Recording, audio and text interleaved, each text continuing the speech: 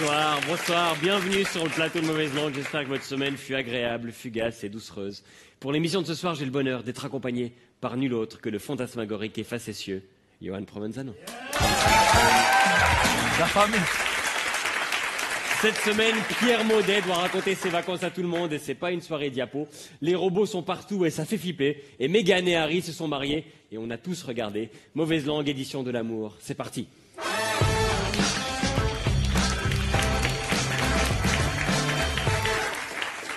Samedi, 2 milliards d'êtres humains avaient les yeux rivés sur la petite ville de Windsor, au Royaume-Uni, pour le mariage de Meghan Markle et du prince Harry. Et le moins qu'on puisse dire, c'est que certains ont été contaminés par la folie du mariage royal. Comme ces gens qu'il faut interner au plus vite, ils ont recréé le mariage royal avec des chiens. Là, c'est Harry et William. On a Meghan qui remonte l'allée avec sa robe de mariée pour chien. Et comme dans un vrai mariage, voilà, le marié se barre sans la mariée, c'est pratique. Mais les propriétaires de ces chiens ne sont pas les seuls à faire des fautes de goût. Certains fabricants de produits dérivés aussi. I can't look at the Harry one. No, the Harry one. The Harry one is all wrong. I know. It's where the beard is. Wrong. It's his beard is very It's wrong, the but beard she's is being not very right. brave about Oh that. no! I know. What the hell were they thinking? I know. You should... I know! What were they thinking? His hair looks like a pussy! Oh my god! Et si 2 milliards de personnes ont regardé le mariage, c'est aussi parce qu'il était sur toutes les chaînes. On a hésité, est-ce qu'on regarde sur la RTS par patriotisme, sur BFM TV parce que la présentatrice avait tout donné sur la garde-robe. Finalement, on a choisi France 2 parce qu'ils avaient un invité spécial. On va tout vous raconter avec notamment Stéphane Bern qui est... Mais qu'est-ce que vous faites là, Stéphane? J'ai préféré être avec vous, Julien, et avec tous les téléspectateurs de France 2. Ouh, quel effet, quel comédien. On va tout décortiquer avec Johan Provenzano. Mais qu'est-ce que vous faites là, Johan? Mais j'ai préféré être avec vous, Thomas, et tous les téléspectateurs de Mauvaise Langue. Et attention, la magie n'était pas terminée sur France 2. Et vous savez ce qu'on va faire? C'est la magie de la télévision. Meghan et Harry, on va les faire apparaître comme par magie sur ce plateau. Regardez. Ils sont là, Meghan et Harry. Ils sont beaux. Ouh, à Mauvaise Langue aussi, on fait apparaître notre couple princier. Attention, 1, 2, 3, ils sont là. Valen Berami et la Ragout, ils sont beaux. Bon, Stéphane Bern, lui, il était tellement heureux qu'il souriait en permanence et c'était un peu flippant. Évidemment de vous retrouver pour vivre ensemble cette grande journée. Je veux dire évidemment de vous retrouver pour vivre ensemble cette grande journée. Et pour poser des questions en Angleterre, France 2 a choisi des journalistes qui parlent pas anglais. You come from America? Where do you come from, America? Wisconsin. Du Wisconsin. Wisconsin. Je viens du Wisconsin. Où est-ce que je signe? Où est-ce que je signe? Et comme il faut meubler, Stéphane Bern nous parle d'un élément très précis de la garde-robe de la reine. Les tenues de la reine, on sait simplement qu'elles sont plombées pour éviter qu'un vent à l'ourlet, Comment ça, évidemment. plombé? Oui, l'ourlet est toujours plombé. On met du plomb dans les ourlets de la reine pour éviter qu'un vent indiscret ne révèle les dessous de la monarchie. Les dessous de la monarchie. Maintenant, à cause de lui, on pense tous aux sous-vêtements de la reine, alors que le seul moment où on a envie de penser à ça, c'est quand on est au lit et qu'on cherche à tenir encore un petit moment. Et tout le monde n'a pas arrêté de nous bassiner avec ce mariage. C'est une femme divorcée, métisse, américaine, actrice. C'est un signe que la famille royale britannique ouvre sa porte à la modernité. Et il y a plein d'autres signes. Et mariage plein de d'évolutions. Saturnin. Écoutez, la reine d'Angleterre, comme vous la voyez, elle porte pas l'armure d'Henri VIII ni les crinolines de la reine Victoria. Donc c'est bien un signe que cette famille royale s'est évoluée de génération en génération. Voilà, ils sont hyper modernes. La reine, elle porte pas d'armure. C'est une famille hyper moderne. Tellement moderne. On le voit avec le corps de cavalerie hyper moderne qui les a accompagnés. On les voit, ils sont tellement modernes. Si les Visigoths attaquent, ils sont au taquet. De son côté, Stéphane Bern explique que Harry ne sera jamais roi, à moins que... Il ne sera jamais amené à régner. À moins que toute la famille mange des champignons Empoisonnés. Qui nous sont empoisonnés. Qui nous sont empoisonnés. 6e, il faut tuer tous les autres avant. Il faut tuer les autres avant, hein, les enfants adorables, faut les tuer. Et après, si Harry meurt, à la fin, le roi d'Angleterre, c'est David Beckham. Harry est super populaire et Stéphane Bern, il sait pourquoi. Et ce garçon, il fascine, d'abord parce qu'il est roux, sans doute, il y a quelque chose de... Il fascine les gens. Ah oui, moi les roux, ça me fascine. Hein. Moi, quand je vais à Dublin, c'est Disneyland, hein, je m'éclate. Et parmi la foule d'invités triés sur le volet, une maman algérienne a réussi à se glisser. Est-ce que vous saurez la repérer? Voilà les enfants d'honneur qui sortent des véhicules. Et la reine arrive enfin parmi les siens dans la chapelle. Voilà, la reine arrive au son des trompettes. Et elle voit ses petits-fils, elle dit, elle va les féliciter, elle va les embrasser. Non, non, rien à foutre, elle passe à côté tout droit, elle va s'asseoir, voilà. Tout le monde est là, le mariage peut enfin En commencer. présence de Dieu, le Père, le Fils et le Saint-Esprit, nous allons donc assister au mariage de Henri, Charles, Albert, David et Rachel, Meghan. Donc c'est la seule fois où tous les prénoms sont donnés ensemble. Quoi? Mais ils s'appellent Henri et Rachel. En plus, c'est marqué Meghan et Harry en bas de l'écran. On nous ment depuis le début. Je fais plus confiance à personne, Thomas. Tu es vraiment Thomas Wiesel? Oui. Yes, ok. Le choix du révérend rompait aussi un peu avec le protocole très feutré. Qui suivrait la voie de l'amour, de façon généreuse, sacrificielle, rédemptrice. Si l'amour est la voie à suivre, aucun enfant ne devrait se coucher en ayant faim.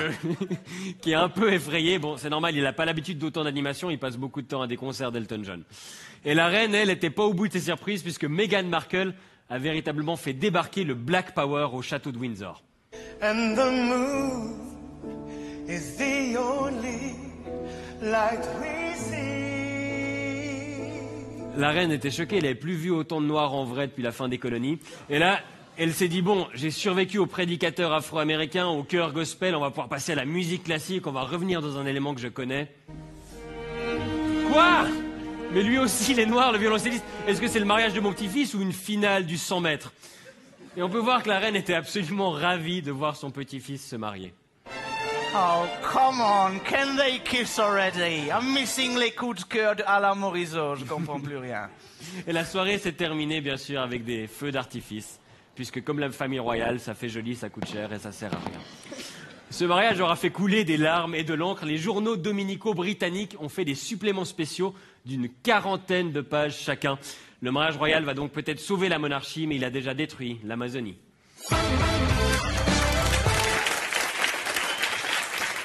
Depuis sa candidature ratée au Conseil fédéral, Isabelle Moret enchaîne les interviews, mais elle n'avait encore jamais répondu aux questions d'Alexis Junot.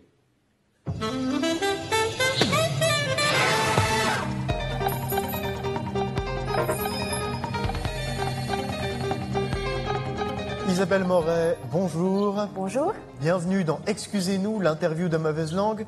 Alors, vous me disiez avant l'entrevue que ce week-end, vous aviez prévu de vous rendre à Europa Park. Hein. Vous vous réjouissez d'y aller? Oui, tout à fait. Et vous avez prévu de faire le fameux Silver Star, j'imagine. Hein. J'ai vraiment envie de relever ce défi. En parlant de défi, Madame Moret, l'année passée, vous vous êtes présentée au poste de conseillère fédérale. Vous avez fini 3e et dernière. Vous en étiez contente? Je pense que c'est une fierté pour mes parents. Ouais, 28 voix au 2e tour, c'est quand même pas beaucoup. Hein. Alors oui, effectivement. Ça fait quand même 218 collègues, hein, des gens avec qui vous travaillez tous les jours, qui n'ont pas voté pour vous. Hein. Ça vous a blessé? Oui, c'est une déception pour moi, mais c'était aussi l'époque qui voulait ça, c'est-à-dire... Attendez. Vous dites, c'est l'époque qui voulait ça. C'était il y a 8 mois. Oui, tout à fait. Il y a 8 mois, on était dans une époque différente. Non, pas du tout. Vous racontez des conneries, Madame Moret? Oui, beaucoup. Isabelle Moret, lors de votre campagne pour votre place au Conseil fédéral, vous étiez revenue lors d'une interview sur un point de désaccord que vous aviez avec votre collègue Ignacio Cassis. On regarde un extrait. Pour ma part, je ne veux pas dépénaliser la cocaïne, par exemple. Alors, maintenant que l'élection est terminée, je crois qu'on peut le dire, hein, lors de cette entrevue, justement, de la cocaïne, vous en aviez pris. Oui, beaucoup. Il paraît que vous vous êtes même fait un nom dans le milieu. Ah oui, enfin, mon père dit que je suis une tornade blanche, voilà. Ah oui, carrément. Alors du coup, puisqu'on est en Suisse, j'imagine que vous connaissez bien Bernard Rappa, si la drogue vous intéresse à ce point. J'ai des qualités et des compétences qui sont différentes des siennes, et c'est celle-ci-là que j'aimerais mettre en avant. Mais vous avez des objectifs clairs quand même. Ah, l'essentiel pour moi, c'est d'abord la qualité, et après, il y a un tournus qui peut s'établir. Un tournus entre vos fournisseurs? Mais est-ce que c'est faisable sans trop nuire à la qualité de la marchandise? Oui, c'est possible, mais ça nécessite une grande organisation. Oui, et puis vous parlez de qualité, mais il me semble que c'est pas à vous de déterminer si le produit est bon. Il n'y a qu'une seule personne qui décide, c'est les gens, c'est le peuple suisse qui va se prononcer. Bah oui, c'est vrai, c'est ça la démocratie directe après tout. Hein. Isabelle Moret, merci pour votre temps, et on espère en passant que vous allez pouvoir régler vos problèmes d'impôts en retard. Hein. Voilà.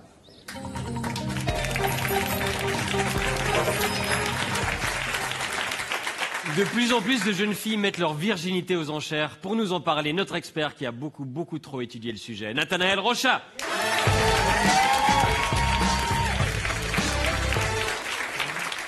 Nathanaël, On entend souvent parler dans les médias. La dernière histoire en date, c'est Jasmine, une Française de 20 ans qui a vendu sa virginité à un banquier de Wall Street pour $1 million. Oui, pour pouvoir déflorer Jasmine. Déflorer, c'est comme ça que ça se dit quand on est convenable. Moi, je dis plutôt dénoyauter le pruneau, enfin, trifouiller la douille, enfin, des trucs comme ça. Donc, le banquier a dû débourser $1 million. Débourser, ah, j'ai fait exprès, débourser. Ouais, il a déboursé 2 fois. Enfin, je comprends pas parce que, enfin, la nana, elle a encore jamais baisé, c'est déjà une pute. Oui, bon, c'est quand même beaucoup d'argent, $1 million pour tirer un coup, non? Bon, ça y est, quand on y pense, moi, quand j'étais jeune, j'ai rencontré une jeune femme. J'ai payé 2 fois le resto, 2 fois le cinoche, un ours en peluche au Luna Park. Avec l'essence, je pense qu'à la fin, ça a dû me coûter pas loin d'1 million. Hein. C'était des anciens francs, plutôt. Non, le record du monde, il est détenu par Gisèle. C'est une Américaine de 20 ans. Elle a vendu son pucelage à un type des Émirats Arabes Unis. C'était $2 millions. C'est indécent. Il y a quand même des moyens plus malins de dépenser 2 millions. Ouais, par exemple, tu peux aller 20 000 fois aux putes. Non, mais $2 millions, moi, déjà, ça fout la pression. Moi, $2 millions, s'il y a ça en jeu, je bande pas, quoi. C'est-à-dire... Puis à ce tarif-là, moi, je finis dans ses cheveux, quoi. C'est pas... Non, non, c'est pas possible. Non, mais, enfin, si les vierges vous intéressent, vous pouvez aller sur le site de l'agence Cinderella Escort. Hein. Alors, il y a, par exemple, il y a Catarina, c'est une Brésilienne de 22 ans. Elle est aux enchères. Bon, si... Attention, parce que c'est rare, hein, une Brésilienne avec un vagin. Non, blague à part, en fait, elle a dit qu'elle mettait sa virginité aux enchères pour se payer des études à l'université. Mais tout est réglé, hein. Il y a un cadre légal, c'est uniquement pénétration vaginale, parce qu'elle se dit, il faut quand même que je garde quelque chose d'intact. Si un jour je veux faire un post-grade, enfin... Ah, puis il y en a d'autres, il y en a pour tous les goûts, hein. Il y a aussi, par exemple, voilà, ça c'est les liquidations, hein. Tout doit disparaître. Jeanne d'Arc. Bon, en pratique, comment est-ce qu'ils font pour s'assurer que la femme est réellement vierge? Ah bah il y a déjà un test médical, mais il y a aussi un test psychologique. Ah ouais? Par exemple, si elle aime les livres de Paulo Coelho, ou si elle a un sticker de cheval dans sa chambre, enfin... Et d'un point de vue moral, vous en pensez quoi? Vous payeriez, vous? Ah, vous savez, moi, à mon âge, je suis plutôt actif... dans l'occasion, quoi. Enfin, je suis plutôt sur le marché de l'occasion. Mais enfin bref, moi ça me choque pas plus que ça. Moi, perdre mon pucelage, ça m'a rapporté 100 balles à l'époque. Ah non, ça m'a coûté 100 balles. Pardon, ah oui. 100 balles, puis j'ai joui genre après 12 secondes, quoi. Enfin, à ma décharge, j'avais pas baisé depuis 17 ans, donc non, quand même. Mais je trouve un peu idiot de payer quelqu'un qui sait pas faire la chose pour le... Enfin, je veux dire, c'est comme si vous allez faire la vidange chez votre garagiste et puis vous dites moi je te la fais pour 100 balles, mais il y a une nana qui a jamais touché une bagnole, elle peut te le faire pour 100 000 balles. Enfin, j'ai choisi vidange exprès, hein, c'est bien construit. Oui, hein, subtil. Il paraît qu'il y a aussi des hommes qui mettent aux enchères leur virginité, c'est vrai? Oui, ça se décline aussi avec les garçons. Ouais. Mais alors, bon, on n'articule pas du tout les mêmes tarifs. Hein. Je veux dire, le puceau se vend très mal, quoi. Non, on nous rabâche les oreilles avec l'égalité salariale. Mais là, vous avez Alexander. Il a vendu son pucelage pour $1 000, une misère, quoi. Ouais, il a pas l'air content. Ouais. Puis il y en a d'autres aussi qui sont, voilà... Ah, c'est pour rire, Thomas. Je sais que ça fait très longtemps que vous êtes plus puceau. Mais enfin, assez parlé de votre oncle. Enfin... Mais le problème pour les hommes, c'est que médicalement, on ne peut pas déterminer si l'homme est puceau ou pas. Non, la cliente, en fait, au début, elle n'est pas sûre, mais après, quand ça se finit, après 45 secondes, elle sait qu'il était puceau, quoi. Non, $1 000 pour 45 secondes, tarif horaire, ça fait du... 80 000 francs de l'heure. Ah bah voyez, Thomas, c'est pour des aptitudes au calcul mental comme ça que vous pourriez facilement passer pour un puceau. Merci beaucoup. Mesdames et messieurs, Nathanaël Rochard. En tant que fan du Lausanne Sport, la saison a été compliquée pour moi. Malheureusement, les joueurs ont davantage empoigné d'humoristes que de victoires. On a rencontré un autre fan lausannois qui nous a raconté son quotidien. Ouais, et vous allez voir, il est très très beau. Magnéto.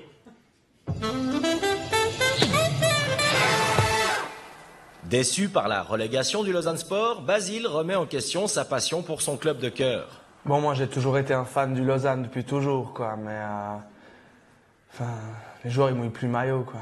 Maintenant ils font tout ça pour le fric. Le foot c'est devenu le fric, quoi. Pompe à fric le foot, ça m'énerve. En plus ils ont été rachetés par Ineos, là, l'entreprise qui revend du gaz de schiste. Bon, quand ils sont arrivés au début j'étais content, hein. Un petit peu de fric on pas accroché dessus, quoi. Mais sa passion du foot, Basile ne la réserve pas qu'à Lausanne. Alors là, je porte un maillot de Tottenham, enfin c'est ce côté, ouais. Parce qu'ils ont été super bons cette année, donc j'ai un maillot de Liverpool, parce qu'ils sont en finale de la Champions League cette année, donc hey, you never walk alone. Ça fait des années que je suis pour la Juve, quoi. 7 Scudetto d'affilée, ça fait depuis 2011 que je suis pour la Juve, quoi.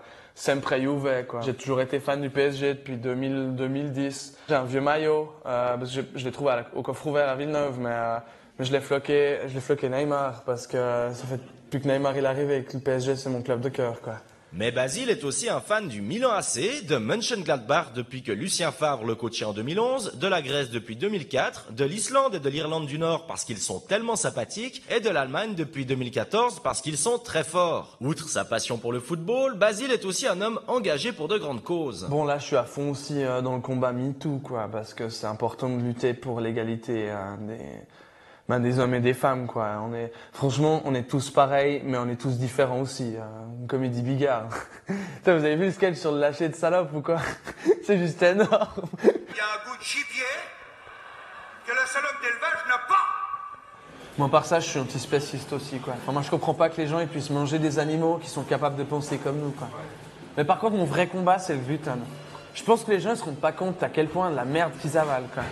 Bonjour. Ouais, je vais prendre la salade au quinoa, s'il vous plaît. Ah, on n'a plus. Alors, le burger Rossini, ouais. Le burger Rossini. Très bien, ouais. merci. Ouais, mais je suis un peu flexitarien aussi. Enfin, faut être réaliste, quoi. Enfin, vraiment.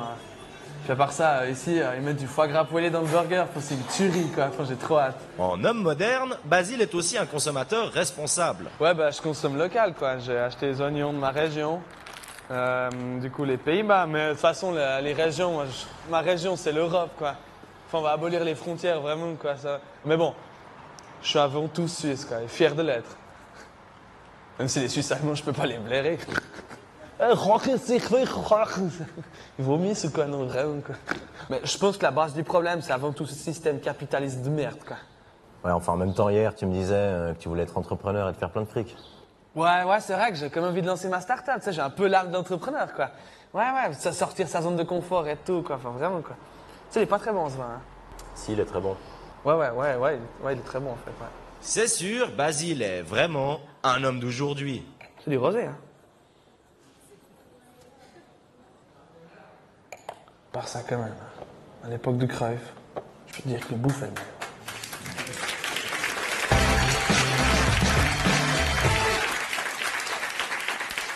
À la Silicon Valley, les génies de l'informatique travaillent dur pour améliorer notre quotidien. Voici la dernière invention de Google, c'est un assistant virtuel qui prend des rendez-vous à votre place. Regardez, à gauche, c'est le robot.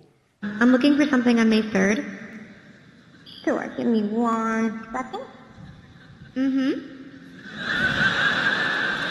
Le robot hésite. Des programmeurs ont dû bosser des jours entiers pour que le truc ils disent C'est de la folie, c'est ouf. La technologie est assez impressionnante. Jusqu'à maintenant, quand on téléphonait dans notre poche, la poche pouvait pas obtenir un rendez-vous, mais maintenant si. Okay, perfect. So I will see Lisa at 10 o'clock on May 3rd. Okay, great. Thanks. Great. Have a great day. Bye.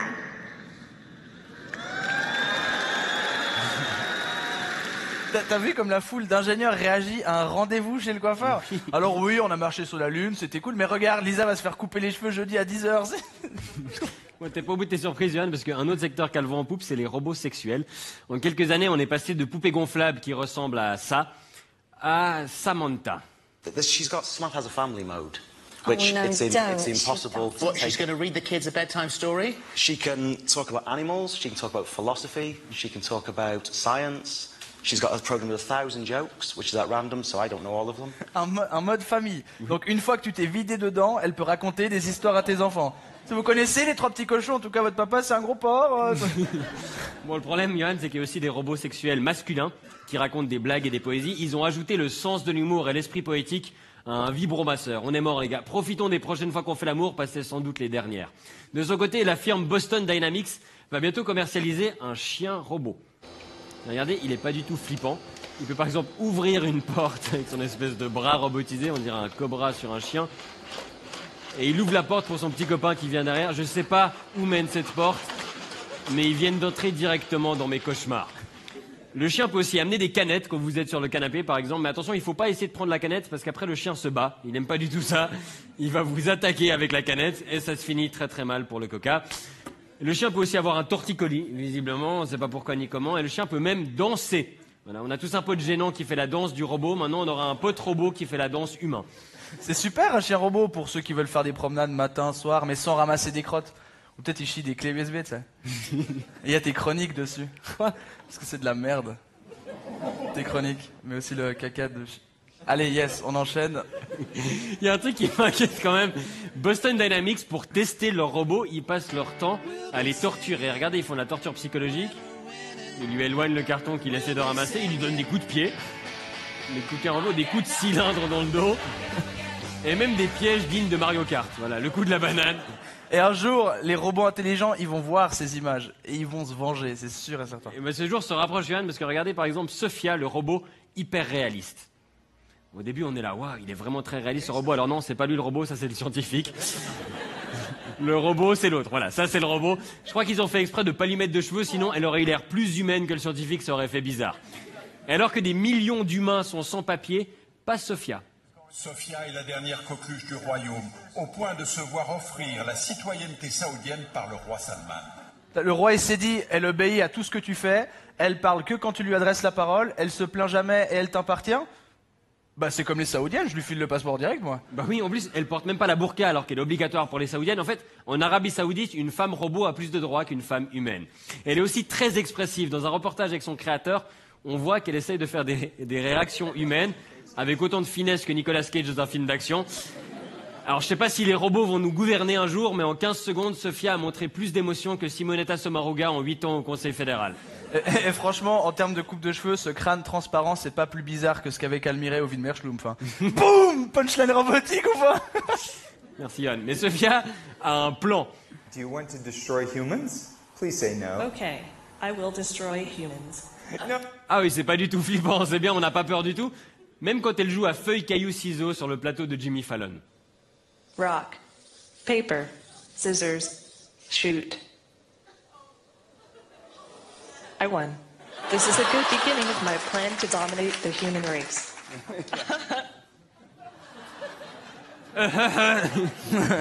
Et les robots intelligents finissent fréquemment par échapper à leur programmateur. En 2016, Microsoft avait dû supprimer son robot intelligent qui apprenait en discutant avec des gens sur Twitter parce qu'en 24 heures, il était devenu raciste et nazi. Bon, à part ça, 24 heures, c'est long quand même. Hein. S'il était sur les commentaires du matin.ch, en 15 minutes, c'était fait. Hein. Et on n'est pas les seuls à être inquiets. Plusieurs spécialistes en robotique ont signé une lettre ouverte l'été passé pour demander aux Nations Unies de bannir les robots tueurs. Attends. Bannir les robots tueurs? Ouais. Il y a des robots tueurs et personne me dit. Non mais personne nous a prévenus, mais ceux qui signent la lettre connaissent très bien les robots tueurs, comme Elon Musk de Tesla, puisqu'une de ses voitures a récemment tué un piéton. En fait, la voiture a détecté le piéton 6 secondes avant l'accident, mais a décidé de ne pas freiner. Ils ont réussi à imiter un conducteur humain, malheureusement pour l'instant c'est un conducteur bourré. Bah attends, Tesla, il vient de chez nous, il habite à Fuy. Ça doit être ça. Tesla. Bon, heureusement, les robots vont pas dominer le monde tout de suite. On s'en rend compte en demandant à Alexa, le robot d'Amazon, de traduire le mot Windows en espagnol. Alexa, what's the Spanish word for Windows? Windows in Spanish is Windows. Et c'est pas beaucoup mieux en français. Alexa, Windows in French. Windows in French is Windows. Thomas, je peux juste te demander d'ouvrir les Windows. Bon, il y a encore des trucs où on est meilleur que les robots, heureusement. Bah, par exemple, le ski. À Pyeongchang, aux marches des JO, ils ont fait une descente de robots, ils leur ont même mis des vestes. Regardez la dégaine, alors lui, il s'en fout des portes. Lui, il se la raconte un peu au début, voilà, il est sur un ski, il se la raconte, il va bien. Il va très vite moins faire le malin. Pas faire voilà, la boum, dans le décor. Lui, il s'est pris la première porte, voilà, comme ça c'est réglé. Et quand on les voit se péter la gueule, on imagine les ingénieurs compter les millions de dégâts et c'est quand même très jouissif. Donc si les robots débarquent, on sait qu'on pourra toujours aller se planquer à Verbier.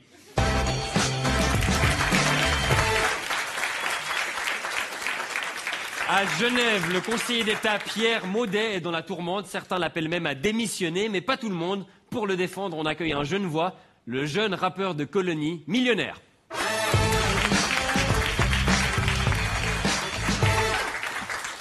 Bonsoir Millionnaire. Oui, bonsoir, vous voulez défendre Pierre Maudet, c'est ça? Bien sûr, alias le capitaine du plus beau des cantons, hein. Genève, ouh, je vous vois déjà venir, hein, les Lausannois, bande de paysans, 8 autres. Oui, bon, d'accord. On va juste restituer les faits. Pierre Maudet Il est parti en vacances en 2015 à Abu Dhabi pour le Grand Prix de Formule 1, tout frais payé par un homme d'affaires des Émirats Arabes Unis. Il était, selon ses termes, en famille, mais il y avait également son chef de cabinet et un entrepreneur dans l'immobilier. On n'a pas tout à fait la même définition de famille. Ah, mais Thomas, pour moi, mon avocat, c'est la famille. Mon banquier, c'est la famille. Mon chauffeur, c'est la famille. Non, c'est mon sous-fifre. Et c'était un vol en business class, un séjour dans un palace 5 étoiles. Le voyage aurait même coûté plusieurs dizaines de milliers de francs millénaires. Oh, dizaines de milliers de francs, ça va, c'est un mardi. Pour moi.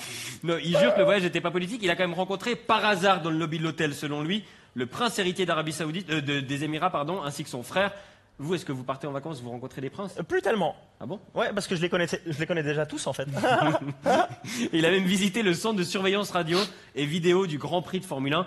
C'est pas un voyage privé, ça. Ouais, mais tu peux pas comprendre, Wiesel, parce que toi, t'as pas de caméra chez toi, Wiesel. J'ai une webcam. Ouais, parce que t'es pas au même niveau, Wiesel. Franchement, risquer toute sa carrière politique pour un Grand Prix de Formule 1, c'est très très beauf quand même. Et tu veux parler du nombre de familles beaufs qui vont au salon de l'auto pour voir des Citroën Picasso et elles roulent même pas. Bon, là où ça se complique pour lui, c'est que, comme par hasard après ce voyage, les concessions de l'aéroport de Genève ont accordé un contrat, alors qu'ils sont sous juridiction de Maudet, à une entreprise des Émirats. C'est un hasard quand même un peu gênant. Mais ouais, le hasard fait bien les choses, Thomas. Qu'est-ce que tu veux que je te dise? Regarde, moi je suis né complètement par hasard, mais le hasard a fait que je suis sorti de la fente d'une mère qui a les ovaires en or. Oui, il y a quand même ce fort soupçon que ce voyage a été une forme de pot de vin, ou en tout cas qu'il y a eu une influence sur l'obtention de ce contrat. Ah, je m'y attendais, j'en étais sûr. Qu'est-ce qu'il y a? Ah, ok, à tous mes frères qui préfèrent un pot de vin plutôt qu'un pot cantonal. Un pot de vin plutôt qu'un pot cantonal. Un pot de vin plutôt qu'un pot cantonal. Un pot de vin plutôt qu'un pot cantonal. Un pot de vin. Ah, quand on t'invite en vacances, tu dis merci et puis t'ouvres le champ. Puis repasse à la maison, on prend mon jet direction Dubaï, le prince a booké une chambre. Ah, ne t'en fais pas pour les frais, tu seras mon invité, mon refrain. Par contre, si tu peux faire une voie rapide, marre d'être en lambeau derrière des plaques françaises. Ah, faites de Genève une capitale, meilleure ville, ouais, fuck Lausanne. Et si je suis pas clair au niveau fiscal, je fais mes excuses au téléjournal. Pierre Maudet et notre gars sûr, à Colonie, pas dans la street. PLF, c'est QLF. Ah, que le fric, un pot de vin plutôt qu'un pot cantonal. Un pot de vin c'était le plutôt qu'un rappeur pot millionnaire. Et c'était Mauvaise Langue pour cette semaine. On se retrouve la semaine prochaine pour l'avant-dernière. Inscription sur mauvaiselangue.ch. Bonne soirée, au revoir.